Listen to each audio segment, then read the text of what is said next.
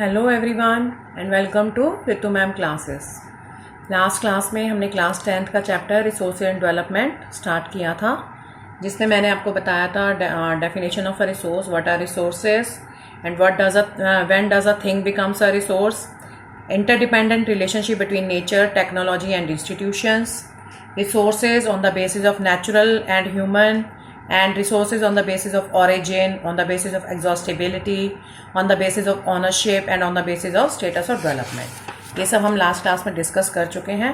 सो आज का हमारा टॉपिक अब स्टार्ट हो रहा है डेवलपमेंट ऑफ रिसोर्सेज। रिसोर्सेज की डेवलपमेंट किस बेस में होती है, अब हम इसके बारे में डिस्कस करेंगे। So let's start. Resources are vital for human survival as well as for maintaining the quality of life. Resources जो हैं वो ह्यूमन सर्वाइवल के लिए तो इम्पॉर्टेंट है, वाइटल मीन्स इम्पॉर्टेंट, और क्वालिटी ऑफ लाइफ को मेंटेन करने के लिए भी वो बहुत इंपॉर्टेंट है। It was believe that resources are a free gifts of nature. जैसे मैंने आपको लास्ट क्लास में भी बताया था, बहुत से लोग ऐसे एज्यूम करते हैं कि जो रिसोर्सेज है वो नेचर का फ्री गिफ्ट है, जबकि ऐसा नहीं है। ह्यूमन एक्टिविटीज से ही वो जो नेचर का फ्री गिफ्ट है उसको रिसोर्स में कन्वर्ट होता है। As a result human beings use them indiscriminately and this has led to the following major problems. इसमें अब आपको इस तरह से क्वेश्चन आ सकता है, write the consequences of the indiscriminate use of resources. तो आप इसमें ये बता सकते हैं, depletion of resources for satisfying the greed of few individuals. कुछ लालची लोगों की वजह से भी रिसोर्सेज जो हैं वो खत्म हो रहे हैं बहुत जल्दी जल्दी। Accumulation of resources in few hands, which in turn divided the society into two segments. कुछ लोगों के हाथ में सारी पावर्स दे दी जाती हैं, जिससे कि जो हमारी सोसाइटी है वो दो सेगमेंट्स में डिवाइड हो जाती है, एक तो हैव्स वाली और एक हैव नॉट्स वाली। हैव्स मतलब जिनके पास है, और हैव नॉट जिनके पास बिल्कुल नहीं है। Haves means rich people, have nots mean poor people. Indiscriminate exploitation of resources has led to a global ecological crisis such as global warming, ozone layer depletion, environmental pollution and land degradation. और इसका तीसरा main consequence क्या है? इसका indiscriminate exploitation जो हम resources का करते चले जा रहे हैं ह्यूमन बींग्स, उससे ग्लोबल इकोलॉजिकल क्राइसिस भी पैदा हो जाते हैं, जैसे कि global warming, ozone layer depletion, environmental pollution, land degradation etcetera. Now an equitable distribution of resources has become essential for a sustained quality of life and global peace. तो इसके लिए अब हमें क्या करना चाहिए? जो रिसोर्सेज का डिस्ट्रीब्यूशन है वो इक्वली डिस्ट्रीब्यूट होना चाहिए, जिससे कि हमारी क्वालिटी ऑफ लाइफ और ग्लोबल पीस बनी रहे। If the present trend of resource depletion by a few individuals and countries continues, the future of our planet is in danger. लेकिन जैसे कि आजकल चल रहा है प्रेजेंट ट्रेंड में, रिसोर्सेज डेप्लीशन कुछ इंडिविजुअल्स या कुछ कंट्रीज जो करती ही चली जा रही हैं, उससे हमारे प्लैनेट का फ्यूचर डेंजर में है। Therefore resource planning is essential for sustainable existence of all forms of life. Sustainable existence is a component of the sustainable development. तो सस्टेनेबल एग्जिस्टेंस के लिए हमें रिसोर्स प्लानिंग बहुत ज्यादा इंपॉर्टेंट है, इज वेरी इसेंशियल। अगर पूछा जाए why resource planning is essential for the sustainable existence, तो आप लिखेंगे for the component of sustainable development. और इस सस्टेनेबल डेवलपमेंट क्या होती है, मैं इसको भी अभी एक्सप्लेन कर रही हूं। Development should take place without damaging the environment. वो डेवलपमेंट जो हमारे एनवायरनमेंट को डैमेज किए बिना डेवलपमेंट हो। और दूसरा, development in the present should not compromise with the needs of the future generations. और जो ये डेवलपमेंट है ये फ्यूचर जनरेशन की नीड्स को भी ध्यान में रखे। ये ना हो कि हम अभी सारा कुछ यूज कर ले और हमारी फ्यूचर आने वाली जनरेशन के लिए कुछ बचे ही ना। अब है नेक्स्ट टॉपिक हमारा, रियो डी जेनेरो अर्थ समिट 1992। ये इंपॉर्टेंट टॉपिक है, इसके ऊपर ज्यादातर हमें क्वेश्चन आ जाता है, शॉर्ट नोट में भी आ जाता है। इसके ऊपर थोड़े लाइट डालिए या मतलब कुछ लिखिए इसके बारे में। इन जून 1992 more than 100 heads of states met in Rio de Janeiro in Brazil। ये जगह का नाम है ब्राजील की। for the first international earth summit। ये आपको क्वेश्चन 1 मार्कर भी आ सकता है भाई, जगह का नाम भी आपसे पूछ सकते हैं, या वहां पे क्या हुआ था जब फर्स्ट इंटरनेशनल अर्थ समिट हुआ था, कौन से ईयर में हुआ था, कौन से मंथ में हुआ था। The summit was convened for addressing urgent problems of environmental protection and socio-economic development at the global level. The assembled leaders signed the Declaration of Global Forest Principles and adopted Agenda 21 for achieving sustainable development in the 21st century. 100 leaders ने इसमें participate किया, 100 countries के जो 100 heads of the states थे उसमें participate किया था. Assembled leaders signed a declaration, उन्होंने एक डेक्लेरेशन के ऊपर साइन किया जो थी global climatic change and biological diversity पे बेस्ड थी. रियो convention endorse the global forest principles, और उन्होंने एजेंडा 21 अडॉप्ट किया, किस लिए? ताकि 21st सेंचुरी में सस्टेनेबल डेवलपमेंट को अचीव किया जा सके. अब एजेंडा 21 था क्या? It is the declaration signed by world leaders in 1992 at the United nation conference on environment and development. ये इसकी शॉर्ट फॉर्म है UNCED, ये आपको ध्यान में रखनी है. Which took place at Rio de Janeiro, Brazil. It aims at achieving global sustainable development. इसका अब एम क्या था? एजेंडा 21 का एम पूछा जा सकता है आपसे. It aims at achieving global sustainable development. It is an agenda to combat environmental damage, poverty, disease through global cooperation on the common interest, mutual needs and shared responsibility. ये सारा इसका M में आएगा. One major objective of the Agenda 21 is that every local government should draw its own local Agenda 21. सारे हर एक local government को अपना खुद का एक लोकल एजेंडा 21 ड्रॉ करना चाहिए ताकि ग्लोबल सस्टेनेबल डेवलपमेंट को अचीव किया जा सके in 21st century. Now the next topic is resource planning. इन सब के लिए रिसोर्स प्लानिंग बहुत ज़्यादा ज़रूरी है, तभी हम अपने रिसोर्सेज को सेव कर सकते हैं. Planning is the widely accepted strategy for judicious use of resources.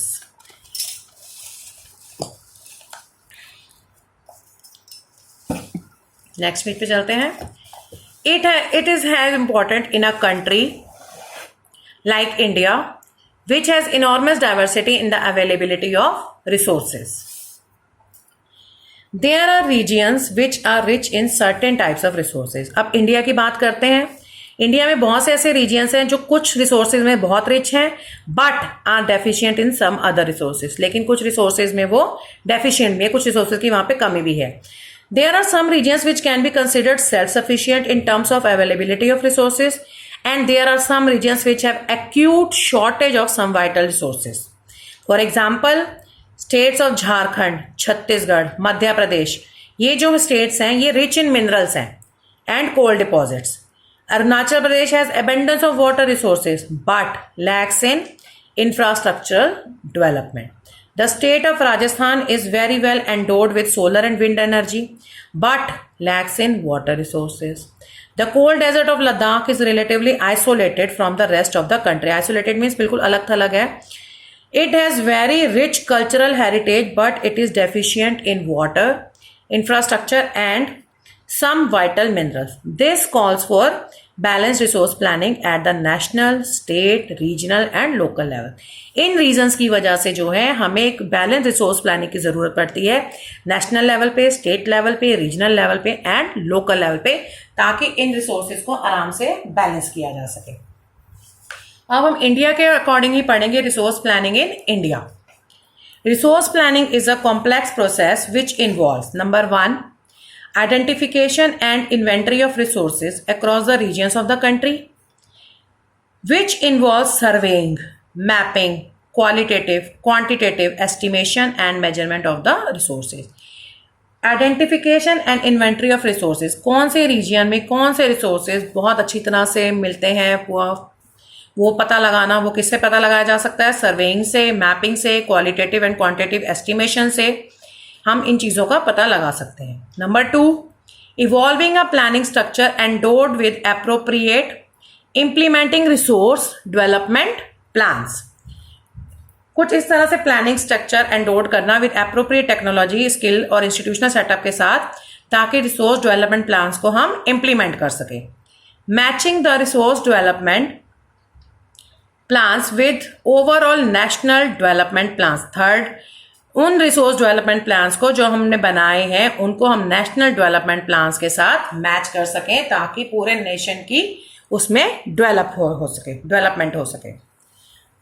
The availability of resources is a necessary condition for the development of any region. but mere availability of resources in the absence of corresponding changes in technology and institutions may hinder development. Resources का होना बहुत ज़रूरी है किसी भी reason के development के लिए, लेकिन अवेलेबिलिटी ऑफ रिसोर्सेज अगर वहाँ पे है लेकिन वहाँ पे टेक्नोलॉजी नहीं है, इंस्टीट्यूशन नहीं है, तो डेवलपमेंट प्रॉपर नहीं हो सकती वहाँ पे.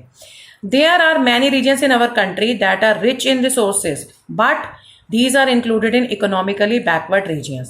On the contrary, there are some regions which have a poor resource base but they are economically developed. कुछ ऐसे हैं जहाँ पे रिसोर्स बेस बहुत अच्छे हैं लेकिन वो इकोनॉमिकली बैकवर्ड रीजन्स हैं. ऑन द कॉन्ट्ररी कुछ ऐसे हैं जो रिसोर्सेज में पुअर हैं लेकिन वो इकोनॉमिकली डेवलप्ड है, मतलब बैलेंसिंग नहीं है. अब आते हैं हिस्ट्री ऑफ कॉलोनाइजेशन, मतलब जब अंग्रेजों का राज था. Reveals that rich resources in colonies were the main attraction for the foreign invaders. सभी फॉरेन इन्वेडर्स हमारे देश पर हमला करते थे और हमारे देश पर कब्जा करने के ताक में रहते थे. It was primarily the higher level of technological development of the colonizing countries that helped them to exploit resources of other regions and establish their supremacy over the colonies. Therefore, resources can contribute to development only when they are accompanied by appropriate technological development and institutional changes. Resources की development तभी हो सकती है जब वहाँ पे हमें appropriate technology और institutional changes मिले साथ में उनके. India has experienced all this in different phases of colonization.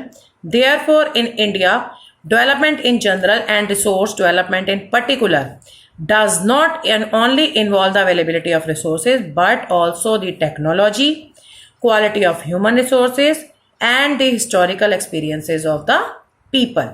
ये भी हमें साथ साथ चाहिए, तभी कहाँ पे रिसोर्सेज की डेवलपमेंट हो सकती है. क्या? Technology, quality of human resources and the historical experiences of the people. History में किस तरह के एक्सपीरियंस रहे, उन एक्सपीरियंसेस को इकट्ठा करके भी हम उसका बेस अच्छा बना सकते हैं. Now the next, conservation of resources.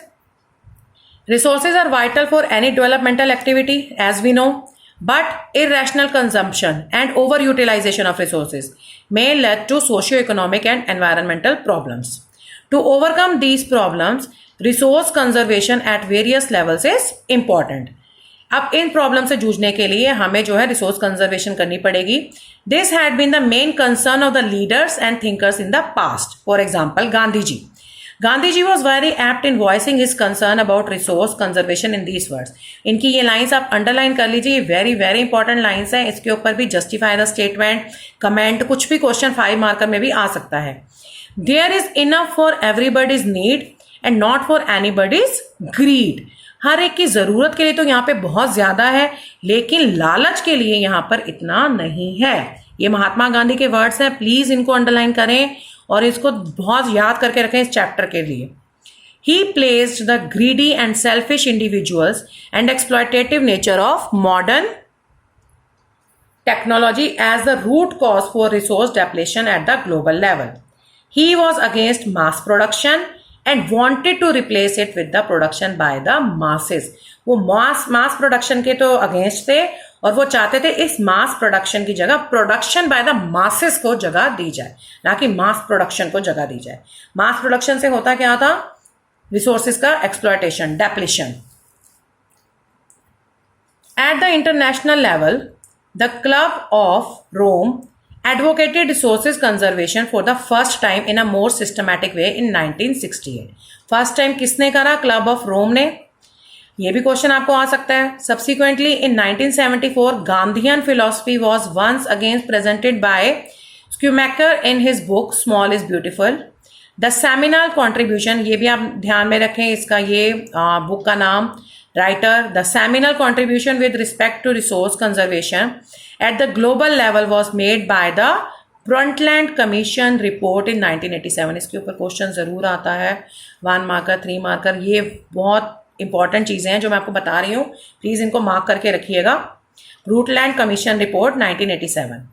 इस रिपोर्ट में क्या था? This report introduce the concept of sustainable development and advocated it as a means for resource conservation, which was subsequently published in a book entitled Our Common Future. Our Common Future नाम की book में publish किया गया जिसमें sustainable development के बारे में बताया गया और उसको किस तरह से सब किया जा सकता है, मतलब मेंटेन किया जा सकता है, वो सब बताया गया. Another significant contribution was made at the Earth Summit at the Rio de Janeiro, Brazil in 1992. 1968 में सबसे पहले, 1974 स्मॉल इज ब्यूटीफुल बुक, देन उसके बाद आती है अवर कॉमन फ्यूचर, और उस 1987 में, देन 1992 में रिसोर्स प्लानिंग, रिसोर्स कंजर्वेशन की आवाज़ें उठाई गई. तो आज के लिए बस इतना ही. अब हम नेक्स्ट क्लास में डिस्कस करेंगे लैंड रिसोर्सेज. Thank you.